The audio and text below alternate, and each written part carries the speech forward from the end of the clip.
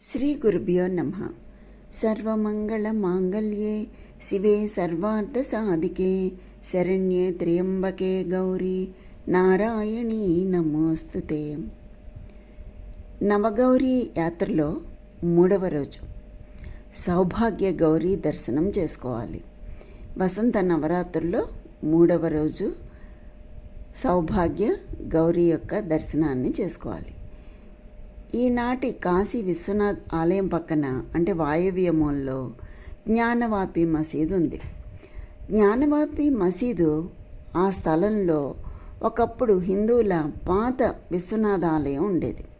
పాత విశ్వనాథ్ ఆలయంలో సౌభాగ్య గౌరీదేవి కూడా ఉంది. ఇక్కడే జ్ఞానవాపిలో అంటే బావిలో ఉంది. ఔరంగజేబు పాలనలో మసీదుగా ఏర్పడింది ఇది.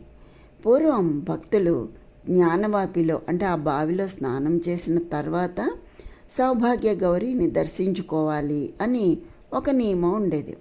ప్రస్తుతానికి ఇది సాధ్యం కాదు. అందుకు యాత్రికులు గంగను స్నానం చేయటం ప్రత్యామ్నాయం. నేటి జ్ఞానవాపి మసీదుకి బయట కొంత దూరంలో ఆది విశ్వనాథ్ ఆలయం, సత్యనారాయణ ఆలయం ఉంటాయి.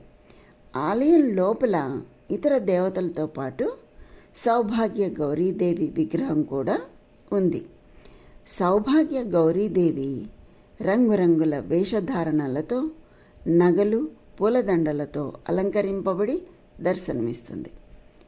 సౌభాగ్య గౌరీదేవిని పూజించడం ద్వారా భక్తులు వారి జీవితంలో వివిధ రకాలైన ఆనందం మరియు శ్రేయస్సును పొందుతారని నమ్ముతారు. చైత్ర నవరాత్రి అంటే వసంత నవరాత్రుల్లో 3వ రోజున భక్తులు ఈ తల్లిని దర్శించుట శుభం. జ్ఞానవాపి మసీదు నుంచి బాన్స్ ఫటక్ చౌక్ మీదుగా సత్యనారాయణ ఆలయం చేరుకోవాలి. సమీపంలో నివసించే మహిళలు ఒకచోట చేరి భజనలు, భక్తి గీతాలు ఆలపించటం వల్ల ఈ ఆలయంలోని వాతావరణం ఆధ్యాత్మికంగా మారుతుంది.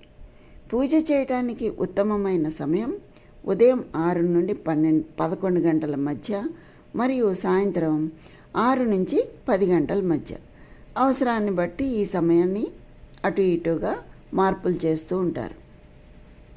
నవగౌరి యొక్క 3వ అవతారమైన మాతా సౌభాగ్య గౌరీని వసంత నవరాత్రుల్లో 3వ రోజు అంటే తృతీయ నాడు పూజిస్తారు.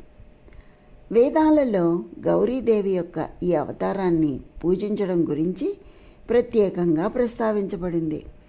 ఈ దేవిని పూజించటం వల్ల ఐశ్వర్యం కలుగుతుంది అంటారు. అది నిజమవుతుంది. అయితే చౌక్ ప్రాంతంలో ఆలయం ఉన్న చంద్రఘంటాదేవిని కూడా ఈ రోజును పూజించుకుంటారు. పేరుకు తగ్గట్టుగా ఆ పేరే మనకి సూచిస్తూ ఉంటుందండి. ఏమిటంటారా?